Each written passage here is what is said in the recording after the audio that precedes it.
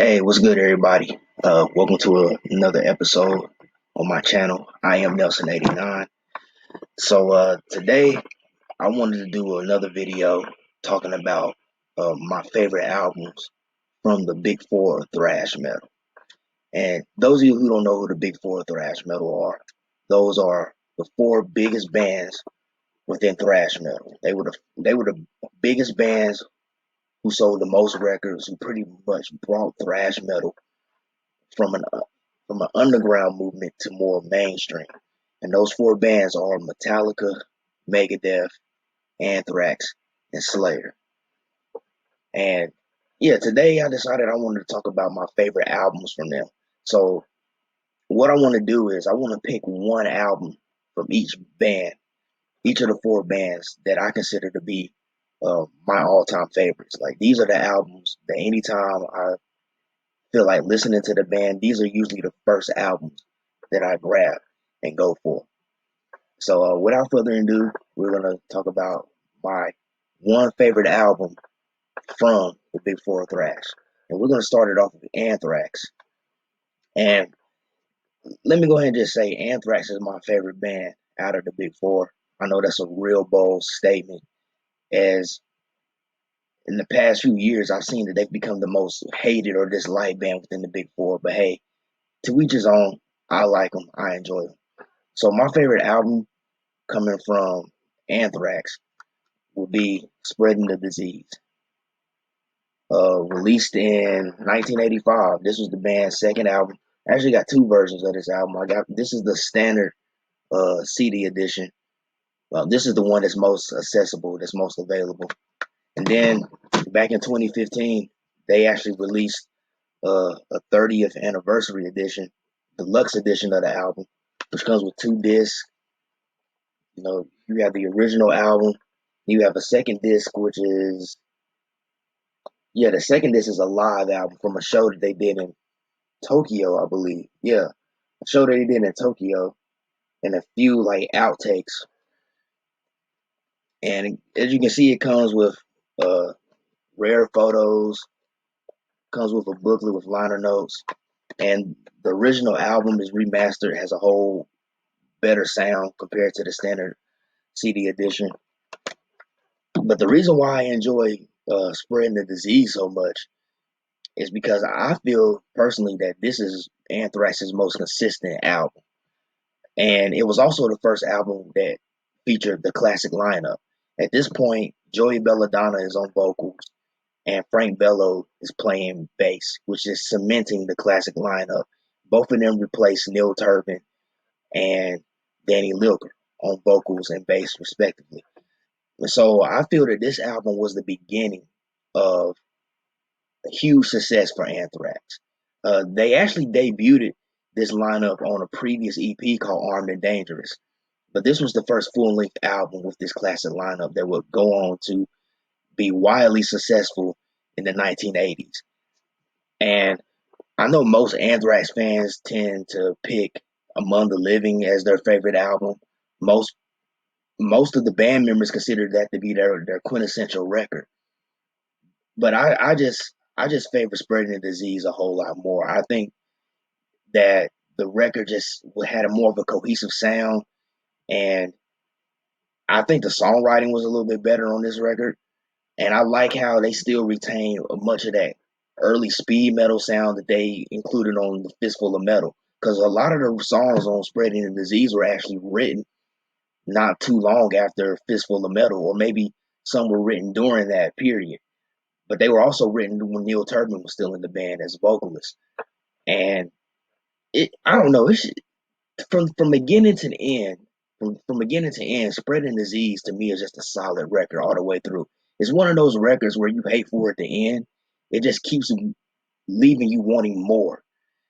Because anytime I listen to Spreading the Disease, I usually end up having to listen to it at least about 5 to 10 times because it's just such a great album. You know, every song, it just gets better and better. It's one of those records, and I really enjoy albums where as the music goes along, it keeps getting better, and you're thinking, well, geez, man, they definitely can't get better than this last song. And there's a lot of great tracks on this record. there's so many on here that I enjoy. I can't really, I don't know if I can really just pick one. Well, I can. I can tell you the last song, Gung Ho, is one of my all-time favorite Anthrax songs. And I hope one day, if I get to see them live again, that they will play that song live. And I did see an interview that Scott Ian did with Rob Flynn on his podcast, where he even said that they get a lot of fans asking, if they could do that song live. AIR, the first track that starts off the song, Long Justice, of course, Madhouse, the big huge song from this album with the very cool video of them like playing in a insane asylum with a bunch of crazy patients dancing around. The Enemy, I really dig The Enemy, especially the beginning part. Charlie Benante's drumming at the beginning of that song. I just really enjoy that part because it kind of sounds very industrial and hip hopish. It just doesn't sound like something that you would have heard, particularly in 1985. And then Armed and Dangerous, which is the namesake of the previous EP. Medusa is an awesome track too. That's a fan favorite as well. So a good majority of the record is just a phenomenal album, and I don't really think Anthrax has ever made a record as consistent as Spreading the Disease, man. So that's why I'm picking it as my one of my big favorites from Anthrax. So next we have Slayer, and the album I chose was Seasons in the Abyss. Seasons in the Abyss. Hope you guys can see that. Bit of a glare. But yeah, Seasons in the Abyss released in 1990.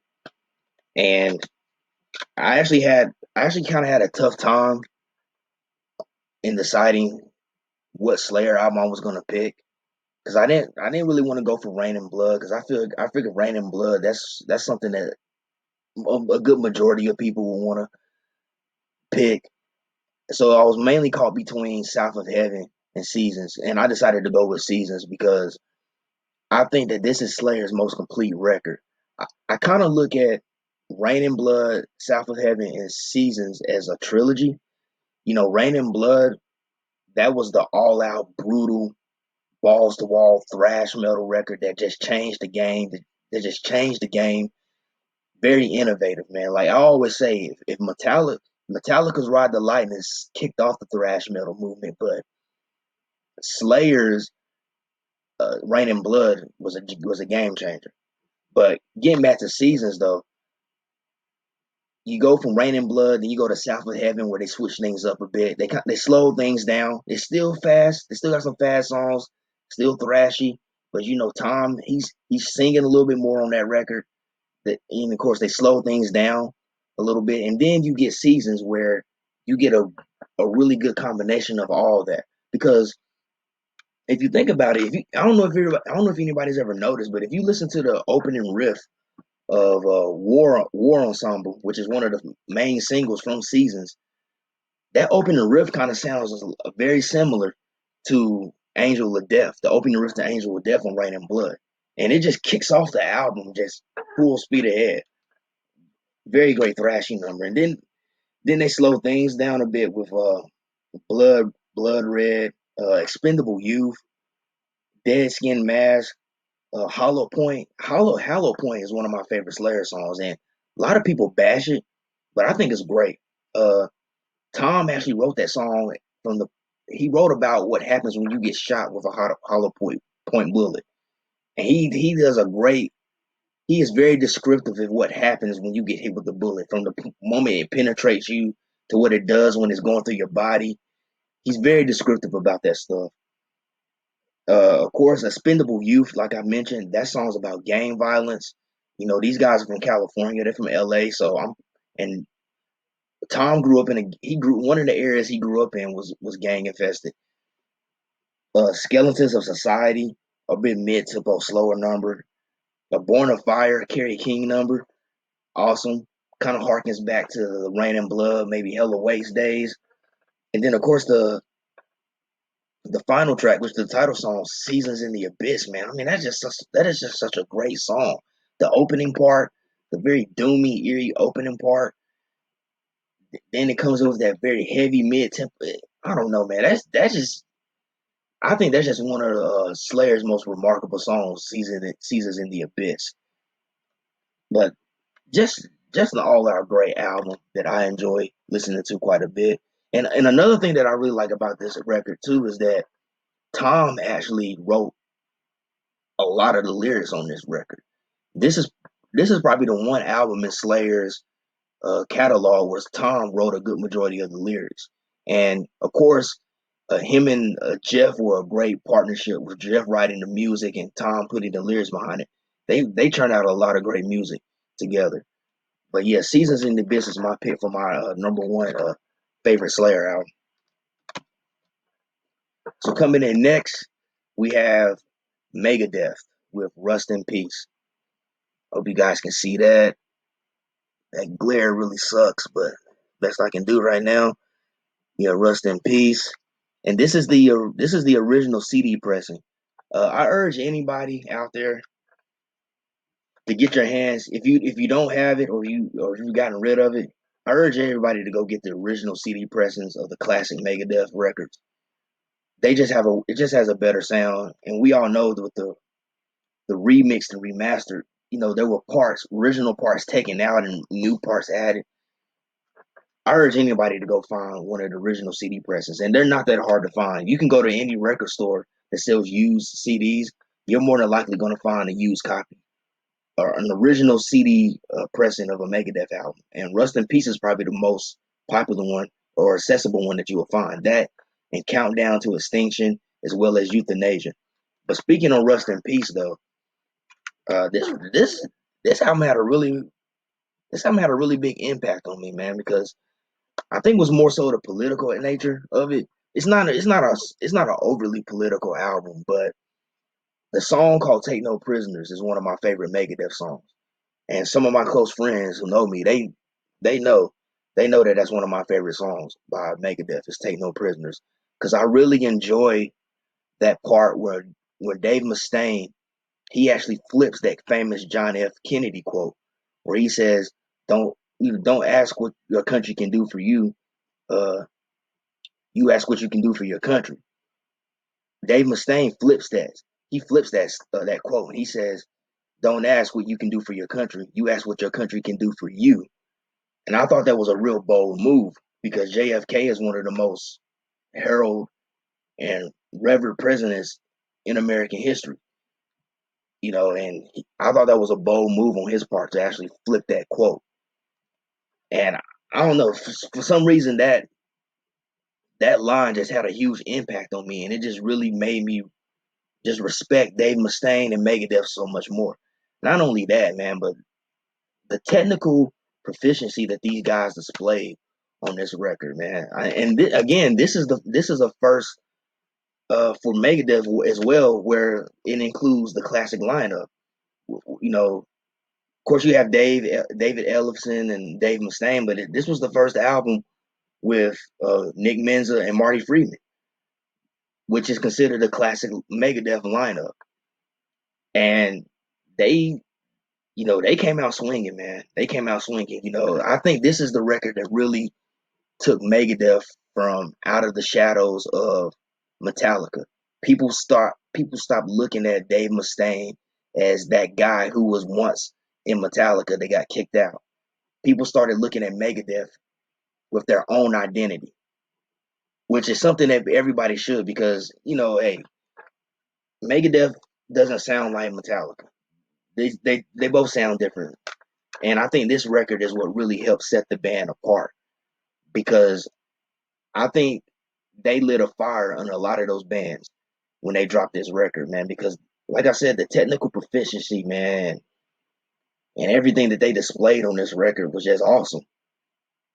And I don't think there wasn't too many other bands that were doing this. There were other bands that were doing it that were just as technical. They weren't as popular or well known as Megadeth, but it's just an awesome album, man. It's a timeless classic. It's still heralded as one of the greatest thrash metal albums of all time. It's just cemented in history. There's no denying the greatness of Rust in Peace, man. And some other songs on here that I enjoy, of course, Hangar 18, Holy Wars, The Punishment Due, two of the most popular songs from this album and arguably from the band. Five Magics is a favorite of mine. I especially like that one part towards the middle where it gets really thrash metal, up tempo and heavy. Really dig that part. Poison Was the Cure. Lucretia is an awesome track. Tornado of Souls, and of course the title track Rust in Peace. Polaris. Great music. The only song on here I don't really care about that much is Dawn Patrol. I think that's more of a filler track.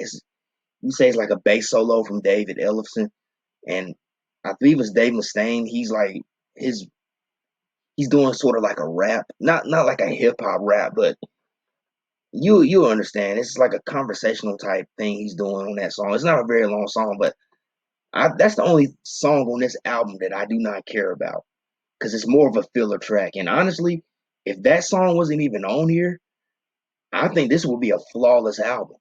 And that's saying a lot because it's already such a great record. But yeah, definitely Rust in Peace. And I was conflicted with this too because I didn't know if I wanted to go with this one or Count Down to Extinction.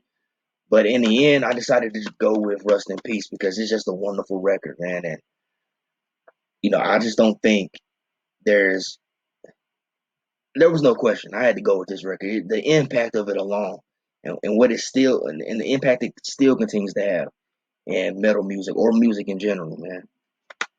But yeah, definitely Rust in Peace. And then, like I said, if you can find you a OG CD pressing of this album, I highly recommend it.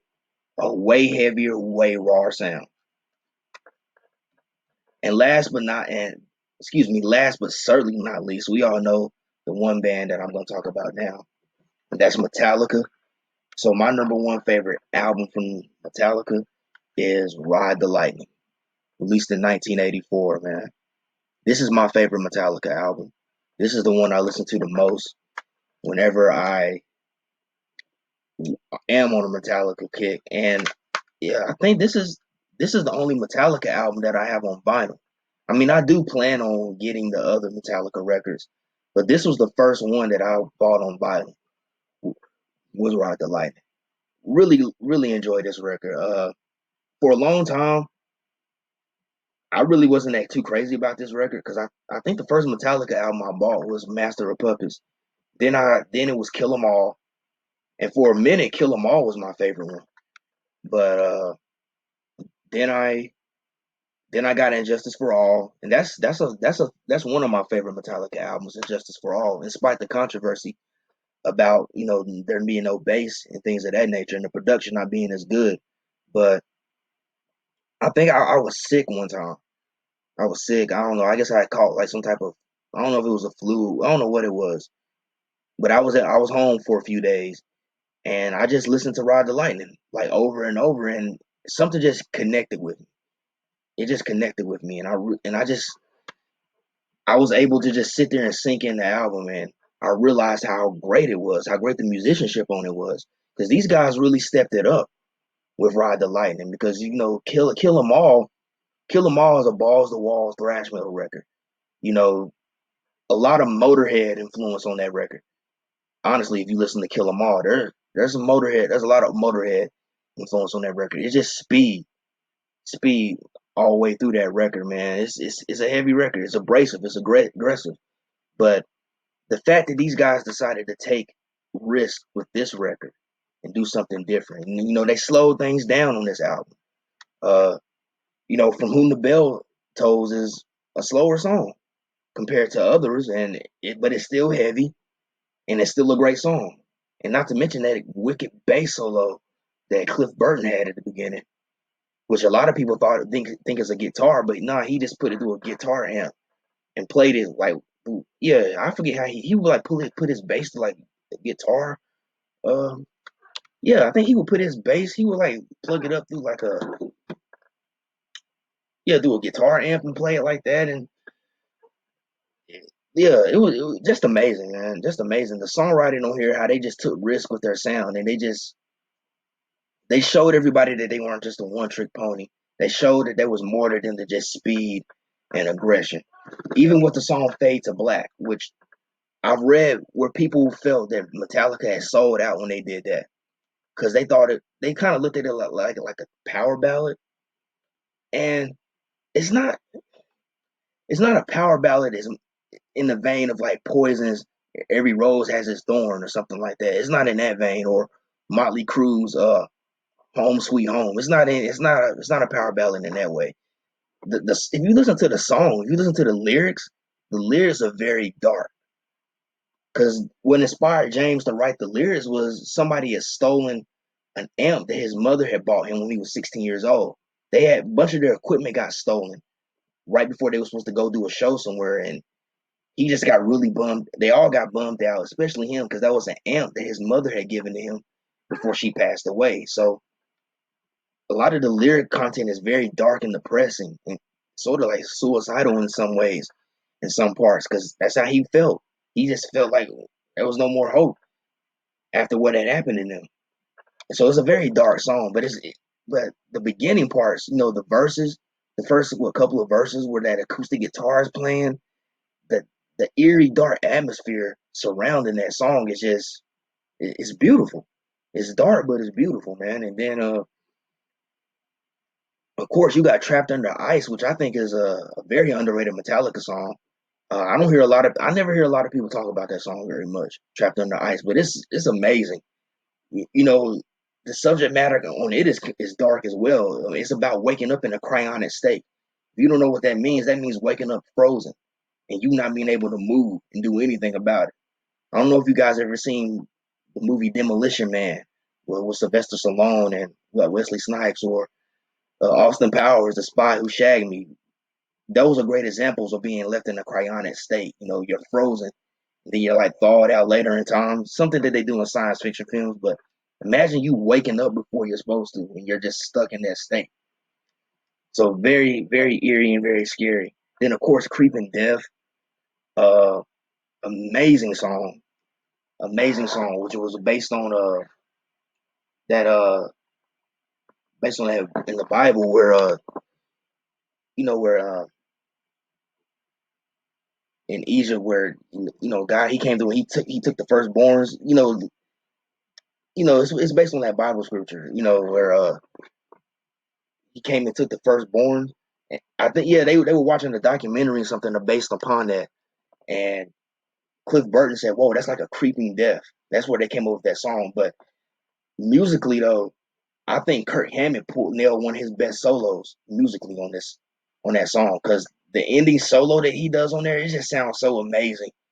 It's just very wicked. Uh, Probably the only song that's not that good on here is "Escape," which I think most people would agree with. Metallica don't even like that song. They didn't even want to make that song "Escape." The record label made them make. They made them do that song because I guess for like radio appeal or whatever. But they don't even like that song. I don't even know if they've ever even performed it live. But of course, "Fight Fire with Fire," "Ride the Lightning," uh, all great songs on this record. It's just a very dynamic album, in my opinion. Then of course I can't forget about the last track, the "Call of Cthulhu," the solo song on there. It's not one of my favorite. It's not solo song, instrumental.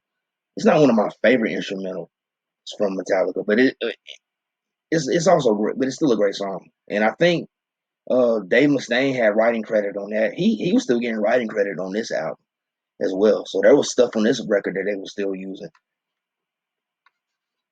But just an awesome record, man. And I think it really just displayed the great musicianship that Metallica had.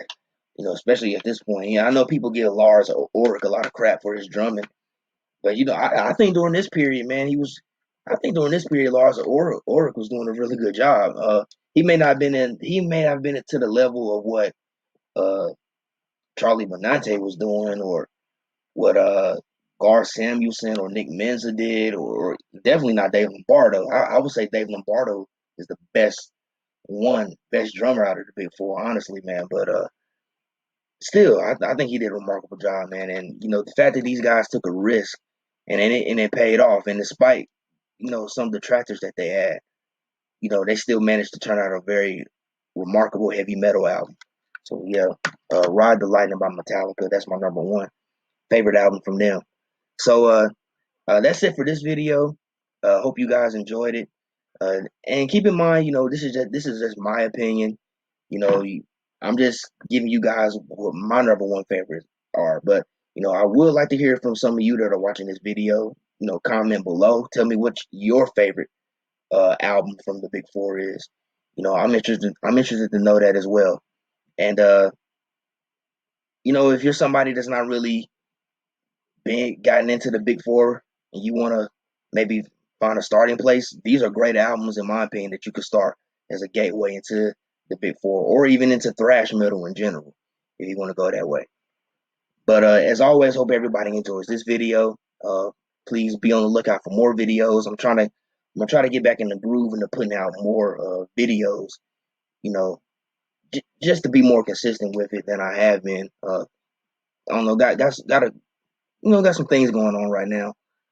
Nothing bad, but I'm just gonna try to do my best to be a bit more consistent with the videos and stuff of that nature, and maybe get back into doing the podcast a little bit more too. But until then, hope you guys enjoy this video, and as always, hope everybody out there is safe, uh, and love, peace, and music. Peace out, everybody.